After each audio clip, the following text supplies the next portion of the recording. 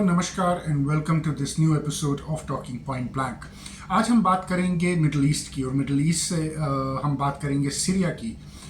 आज एक न्यूज़ आई है सीरिया से कि इजरायली एयरफोर्स ने T4 जो पालमेरा के पास में एक एयरपोर्ट है, एक मिलिट्री बेस है, वहाँ पर बॉम्बिंग जो है वो कैरी आउट की है। नाउ इसराइल का सीरिया में बॉम्बिंग जो है वो काफ़ी टाइम से चलता आ रहा है। जब से हमने अक्टूबर 7 अटैक देखे थे उसके बाद से जो अटैक्स हैं वो होते आ रहे हैं। सीरिया के एयर बेसिस जो हैं वो टारगेट किए जा रहे थे, मगर वो इसलिए किए जा रहे थे क्योंकि ईरान जो है वो सीरिया के थ्रू हमास को जो वेपन्स था और जो लॉजिस्टिक्स वगैरह सप्लाई करता था वो सीरिया के थ्रू होता था। और उसको चलकर जो हमने बॉम्बिंग देखी थी सीरिया के एयरपोर्ट्स में, चाहे फिर वो डमस्कस में थी या T4 पे था या पलमेरा में थी या बाकी जितने एयर बेसिस हैं जो असद के गवर्नमेंट के अंडर थे, वहाँ पर इसराइल की कॉन्टीन्यूस अटैक जो था वो चलता रहता था। बट अब जो है बशीर अल असद जो है वो तो पावर से खाली हो चुके हैं, फारिग हो चुके हैं, मगर उसके बावजूद हम ये देख रहे हैं कि सीरिया में जो इसराइल की बॉम्बिंग है वो नहीं रुक रही है। और उसके पीछे रीज़न क्या है इसको हम डिस्कस करेंगे। नाउ ये सिचुएशन जो है ये थोड़ी कॉम्प्लेक्स सिचुएशन है। इसके पीछे काफ़ी हिस्ट्री है, इसके पीछे काफ़ी जियोपॉलिटिक्स है और काफ़ी कंफ्यूजिंग जियोपॉलिटिक्स है कहीं ना कहीं। तो अगर आपको इस वीडियो के बाद भी कुछ सवाल हों आप कमेंट्स में छोड़ें और मैं कोशिश करूँगा उन सवालों का जवाब देने का। I will try my best to answer those questions. So let's begin. What is happening in Middle East, what is happening in Syria and why is Israel bombing air bases in Syria now. उसके पीछे reason ये है कि जब से बशीर अल असद गए हैं और जब से जोलानी जो हैं he is in power in Syria, जब से उन्होंने वहाँ पर चार्ज संभाला है सीरिया में, तब से जो न्यूज़ है वो ये है कि जो टर्की है वो अपनी पोजीशन जो है सीरिया में वो कंसोलिडेट करने पे आ रहा है और एयर बेसिस जो है उनको टेक ओवर करना चाहता है सीरिया में। और ये सच भी है क्योंकि हमने टर्की का इन्फ्लुएंस जो है वो सीरिया में देखा है। और इस पूरी चीज़ को एक्सप्लेन करने के लिए I will go back to 2011। मैं ज़्यादा पीछे नहीं जाऊंगा, 15 साल पीछे जाऊंगा, 14 years back I will go. But it is important to understand why from 2011 and क्या हो रहा है सीरिया में तब से। क्या चेंजिंग डायनामिक्स हैं, what are the changing dynamics in Syria, how are geopolitical powers playing from one side and another side, and then how are they colluding and how are they colliding with each other as well. So 2011 में जब आप सबको याद होगा कि अरब spring हुआ था 2010 में, उसके बाद स्पेशली जब इजिप्ट में पावर गिरा था, तो इजिप्ट में जब मुस्लिम ब्रदरहुड ने टेक ओवर किया था, तो सीरिया में भी जो है अरब स्प्रिंग का एक हमने देखा था, एक वेव देखी थी अरब स्प्रिंग जैसी प्रोटेस्ट की जो असद के अगेंस्ट हुई थी उस समय। और दारा से ये शुरू हुई थी, सीरिया का एक टाउन है दारा, वहाँ से शुरू हुई थी और आहिस्ता आहिस्ता फैलनी शुरू हुई थी। उस समय खाली इजिप्ट नहीं, इराक जो था वो भी बहुत अनस्टेबल था, सद्दाम हुसैन की गवर्नमेंट गई हुई थी, अलकायदा जो है इराक में वो बहुत स्ट्रॉन्ग था, ओसामा बिन लादेन जिंदा था। तो बहुत सा इस्लामिक आप कह सकते हैं एक्सट्रीमिज़म, इस्लामिक टेररिज्म जो है वो इस रीजन में जो है वो बड़ा प्रिवेलेंट था। और ज़रा टाइम नहीं लगा था इन इस्लामिस्ट ऑर्गेनाइजेशंस को कि वो अपना इन्फ्लुएंस जो है वो इराक से सीरिया में ले जाएं। और उसमें जो की रोल प्ले किया था उस टाइम पर वो किया था जोलानी ने। Now what Jolani did that time, Jolani जो थे उस वक्त वो अलकायदा के एक लीडर थे, अलकायदा के एक ऑपरेटिव थे, कमांडर थे एक्चुअली, एक लीडर तो नहीं थे, एक कमांडर थे। और जोलानी को सीरिया भेजने के पीछे जो हाथ है वो आइसिस के फाउंडर अबू बकर अल बगदादी का है। नाउ अल बगदादी जो थे उस समय खुद अलकायदा इन इराक, AQI एक ऑर्गेनाइजेशन होती थी अलकायदा की, al Qaeda in Iraq, al Qaeda in Iraq और अलकायदा इन इराक एंड शाम, जिसको सीरिया को शाम बोला जाता है अरबिक में। तो वो एक ऑर्गेनाइजेशन थी और बगदादी ने जो है वो जोलानी को सीरिया में भेजा इराक से, ताकि वो कंसोलिडेट कर सके जितने भी रेबल सुन्नी एक्सट्रीमिस्ट ग्रुप्स थे जो उस वक्त असद के खिलाफ लड़ रहे थे और असद को डिथ्रोन करने की कोशिश कर रहे थे और पावर लेने की कोशिश कर रहे थे सीरिया में। तो उनको सबको एक ही अम्ब्रेला के अंडर लाने के लिए जोलानी को जो है वो सीरिया भेजा गया था। नाउ जोलानी के सीरिया जाने के बाद he was successful in getting all those, आप कह सकते हैं कि फ्रेगमेंटेड जितने भी मिलिटेंट ग्रुप्स थे, एक्सट्रीमिस्ट इस्लामिक ग्रुप्स थे सीरिया में, उनको एक अम्ब्रेला के नीचे लाने में उनका वो कामयाब हुए थे, और उस अम्ब्रेला का नाम था जबहात अल नुसरा।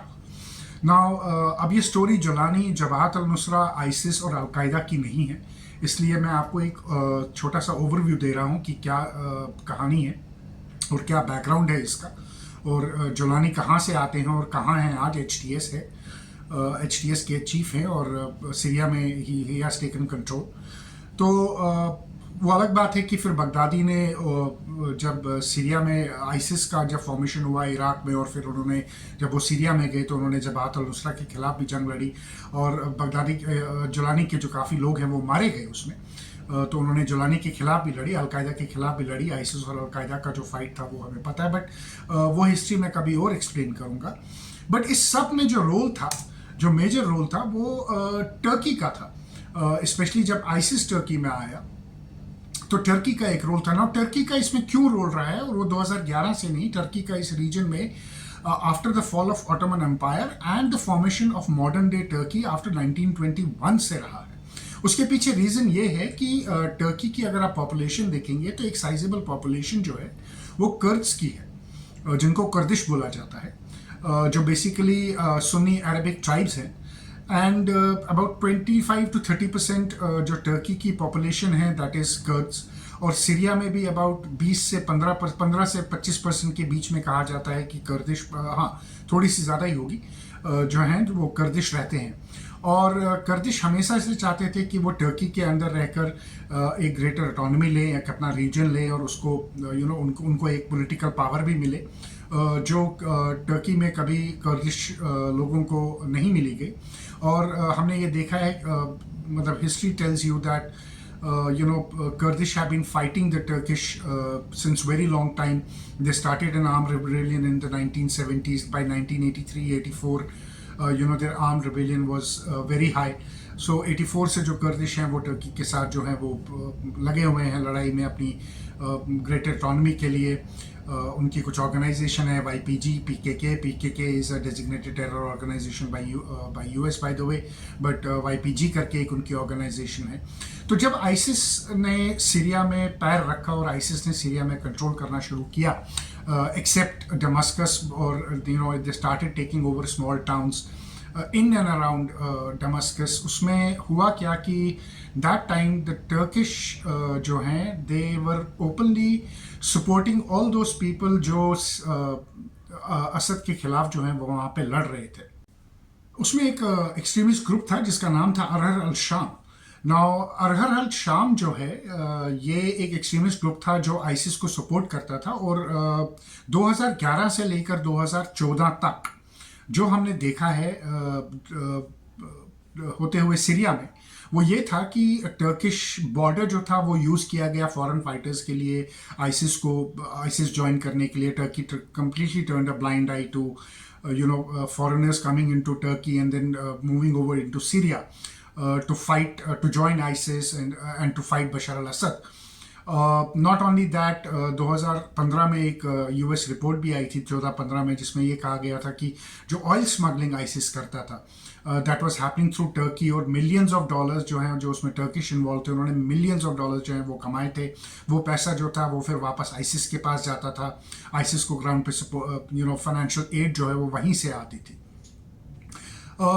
तो टर्की का जो एक रोल है, वो टर्की ने ये क्यों किया? टर्की ने इसलिए किया क्योंकि उस समय के जो कर्दिश थे they were firmly standing behind Bashir अल असद, और जो आइसिस था उनको ये लगा कि ये जो कर्दिश लोग हैं ये असद के साथ हैं, तो ये जो हैं ये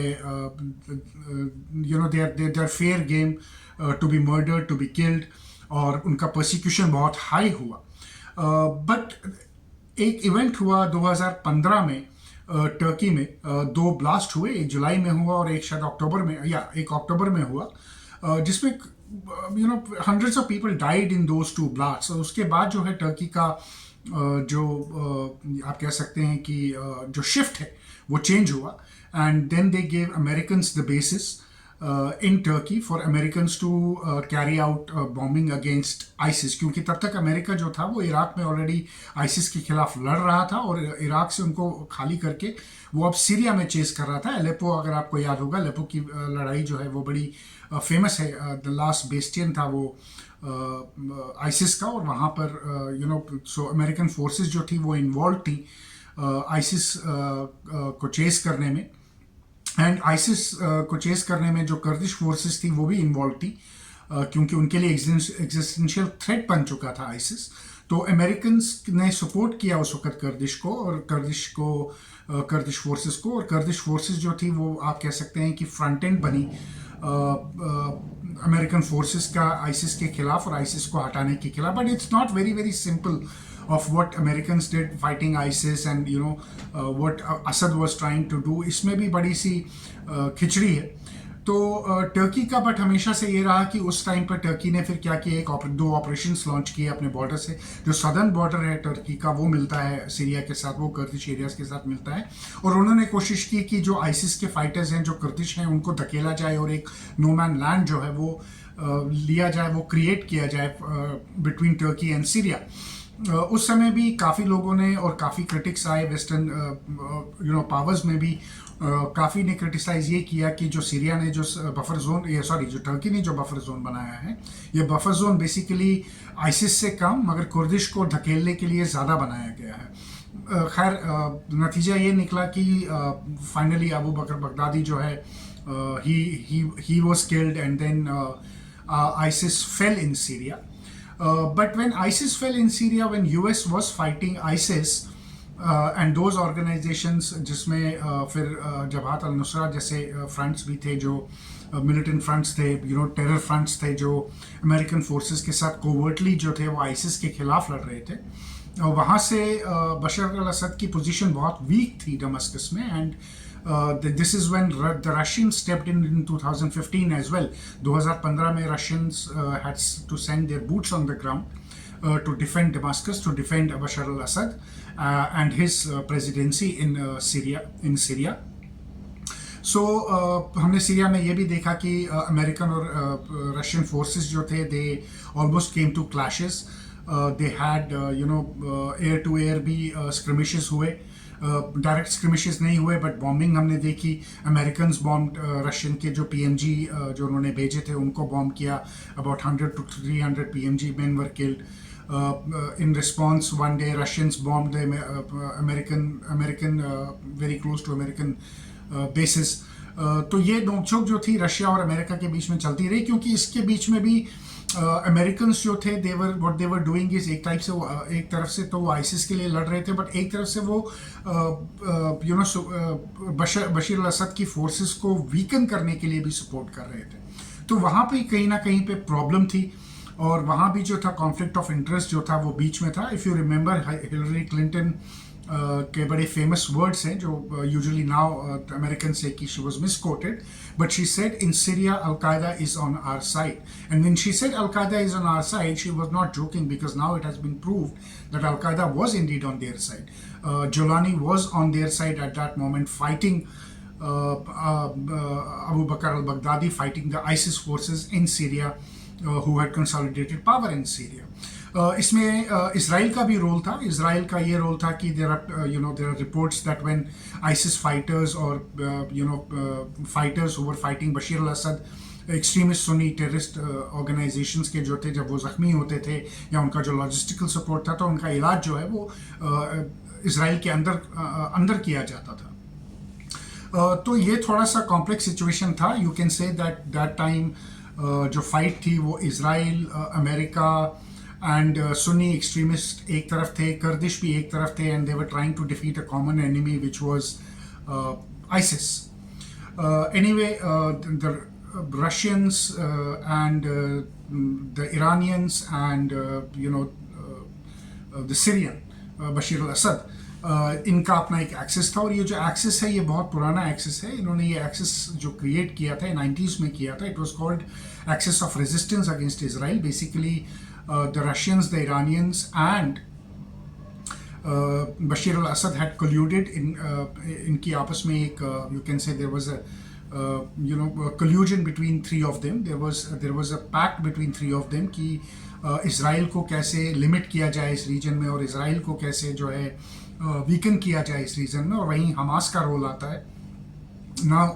काफ़ी लोग ये बोलेंगे कि हमास जो है वो आज की डेट में तो कतर से ऑपरेट होती है, बट 1990 से लेकर 2011 तक जो हमास है, और हमास की जो मेन लीडरशिप थी वो सीरिया से ऑपरेट करती थी, वो दमस्कस से ऑपरेट करती थी 2011 तक। जो खालिद मशाल हैं, ही वॉज इन दमस्कस, और जब सीरिया में ये अनरेस्ट शुरू हुआ तो उन्होंने भी जो है he also turn, because at the end of the day he was Muslim brotherhood back, और वो नहीं चाहते थे कि उनकी ऑर्गेनाइजेशन जो है वो एंटी सुन्नी दिखे। तो उन्होंने भी सीरिया के साथ उस टाइम पर अपना एक टर्न अराउंड किया, और वो जाकर कतर में बैठ गए, और हमास के जो फाइटर्स हैं उस टाइम पे उन्होंने बशीर अल-असद के खिलाफ भी लड़ाई जो है वो की है। तो उसके बाद टर्की का जो रोल है वो टर्की का रोल चलता गया, और 2015, 2017, 2019 तक जो है हमने देखा कि जो टर्किश हैं इन्होंने कोशिश की कि जो कर्दिश इन्फ्लुएंस है उसको ख़त्म किया जाए, उसको मिनिमाइज़ किया जाए। दे परसिक्यूटेड कर्दिश, इसमें आइसिस ने, अगर आपको याद होगा, द अलावाइट्स, कर्दिश और शियाज, यजीदीज़, ये जो हैं इनके खिलाफ बहुत एक हेवी परसिक्यूशन किया था, ब्रूटल परसिक्यूशन किया था। और टर्की ने जो था उस समय they just turned a blind eye to all of those things what was happening.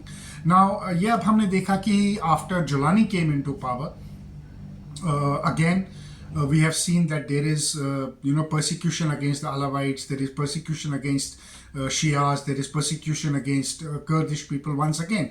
Now why is that happening is because this is a very interesting thing which is happening. Bashir al-Assad, after the Gaza war, Jolani was again backed by Turkey to take over. ठीक है, Israelis would have colluded, the Americans also colluded, but at the end of the day it was Turkish who gave open support to HTS. They are the ones who provided the weapons. The route was again the same जो ISIS के लिए use किया गया, वही root जो है फिर से यूज़ किया गया। इनफैक्ट टर्की का जो फ्री सीरियन आर्मी है, जो सीरिया को फ्री करने के लिए बशीर अल-असद से लड़ती थी, उसका हेडक्वार्टर भी जो है वो टर्की में है। और जोलानी के पावर में आने के बाद जो है टर्किश इन्फ्लुएंस जो है वो सीरिया में जो है वो बढ़ता हुआ दिख रहा है। नाउ जोलानी ने टर्की को प्रॉमिस भी किया है कि वो उनको एयर बेसिस भी देगा, और ये T4 जो है ये उन्हीं एयर बेसिस में से एक एयर बेस जो है जो टर्की टेक ओवर करने के on the verge of taking over this T4, उसको टेक ओवर करने के वर्ज पे था, इसलिए आज इसराइल ने जो है वहाँ पर बॉम्बिंग की है। I'm sorry. I'm so sorry.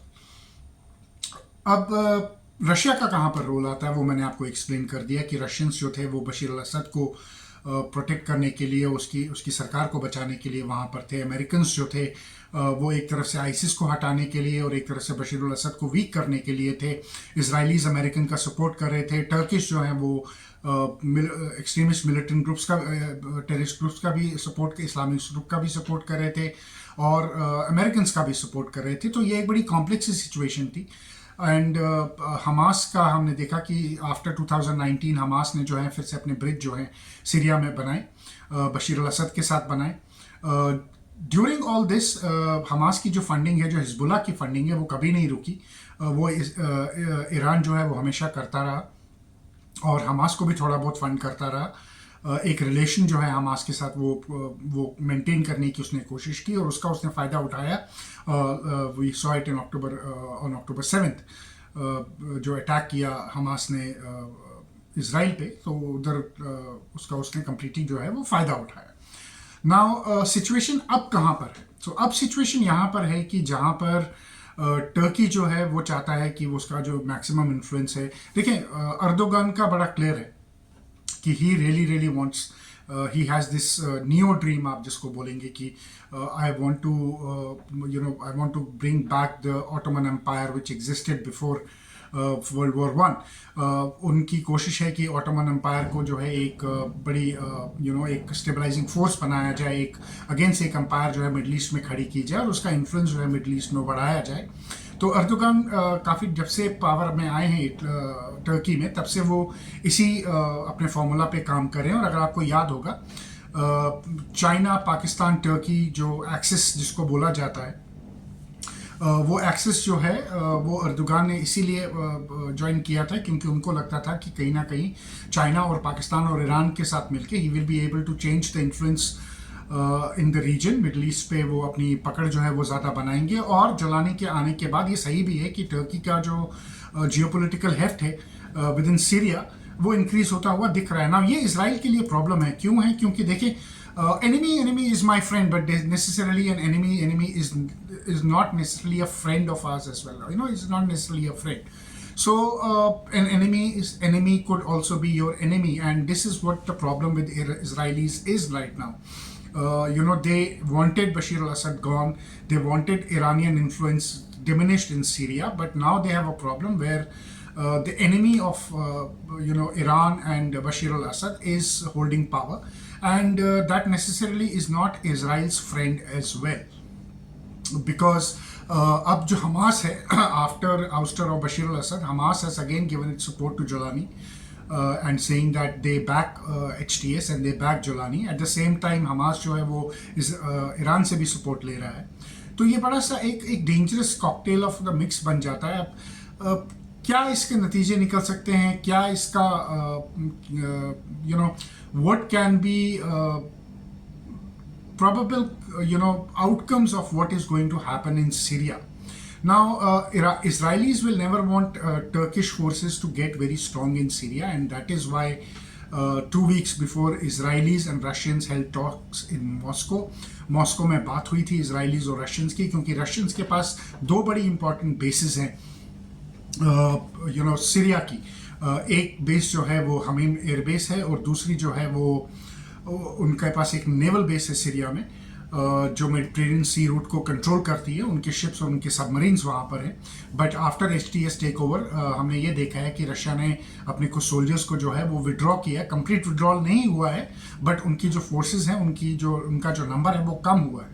Now Russians and Israelites would be interested, Israel would be interested कि रशिया जो है वो अपनी बेस मना के रखे सीरिया में, क्योंकि अगर मेडिटेरेनियन से रशियंस विड्रॉ करते हैं तो बहुत बड़ा चांस है कि वो जो है Turkish forces along with Syrian forces जो है उसको कंट्रोल करेगा।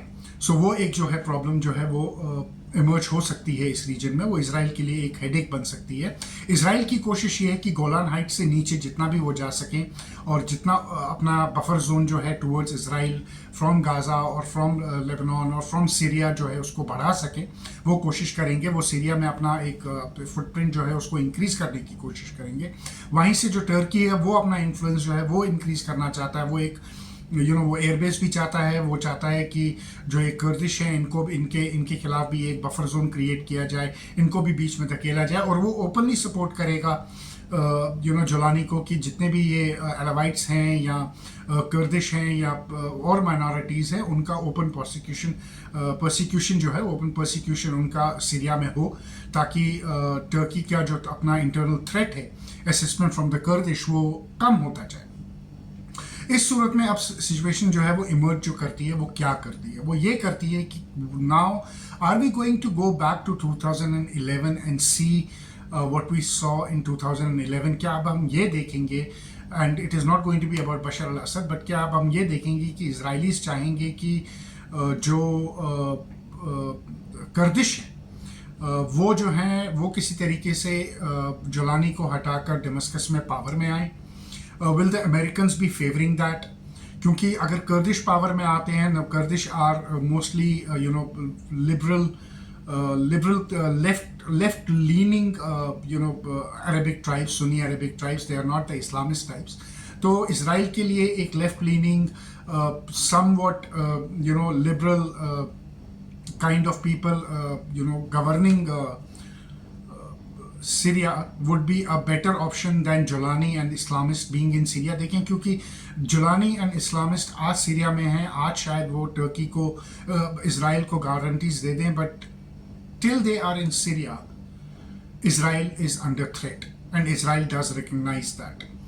So इस थ्रेट को कैसे नेगेट किया जा सकता है? इस थ्रेट को सिर्फ एक तरीके से जो मेरे को लगता है वो ये है कि will Americans and the Israelis now trigger a war in Syria, जहाँ पर जो कर्दिश हैं they will be pushed to take power in Damascus. They have a sizable 20 to 30% population in Syria.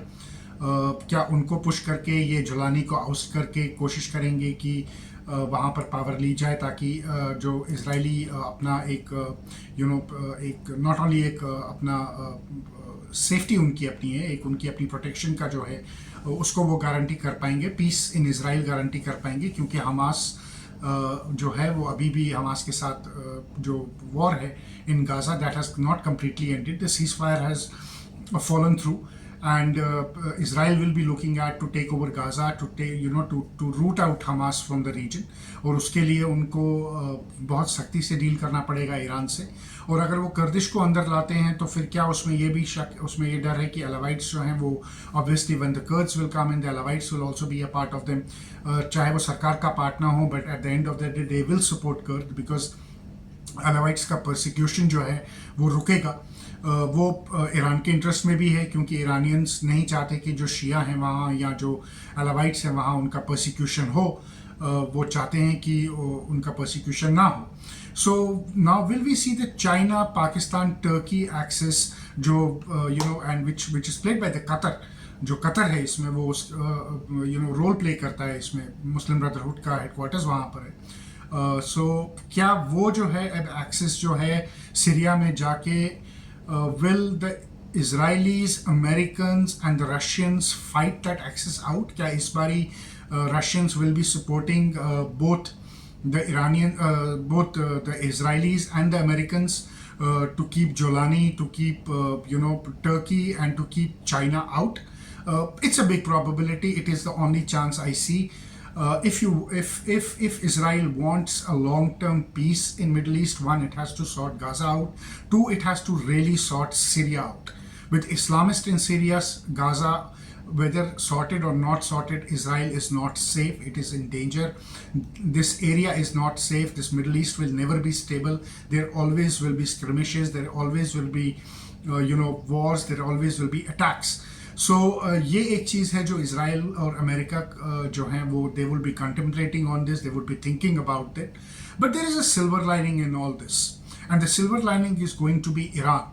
Now will Iran go ahead and join Turkey and China and Pakistan to oust the Americans and the Israelis, or will Israel actually side with Russia and want Turkey to go out? Because please remember that if Iran decides to go and back these Sunni extremists are going to fight the Shias, are going to fight Iranian backed groups in Syria. They will continue to target Hezbollah, they will continue to target Alawites, they will continue to target Shias. So it doesn't, it's not a very good situation for Iran to actually back the Turkish and the Chinese in this Axis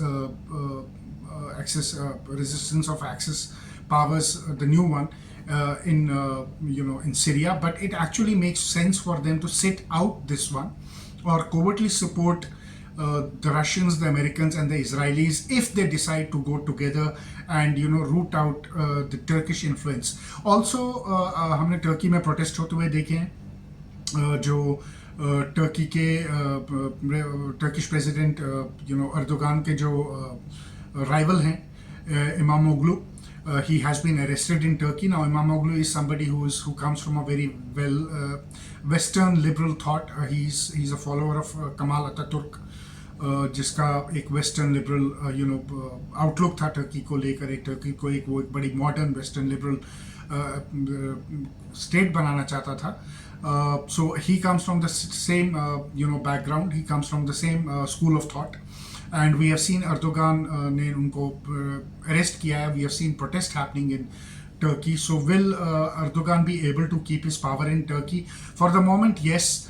He is very brutal. He knows how to hold on to Turkey. But कोशिश ये भी रहेगी Israel की और America की कि किसी तरीके से अर्दोगान को जो है वो पावर से निकाला जाए और इमामोग्लू को जो है वो टर्की में प्रेसिडेंट बनाया जाए. बिकॉज उस सूरत में जो है then there is that is another way out for Israel and US to keep their hold into Syria and keep their keep the chances of peace, of everlasting peace, coming into Middle East.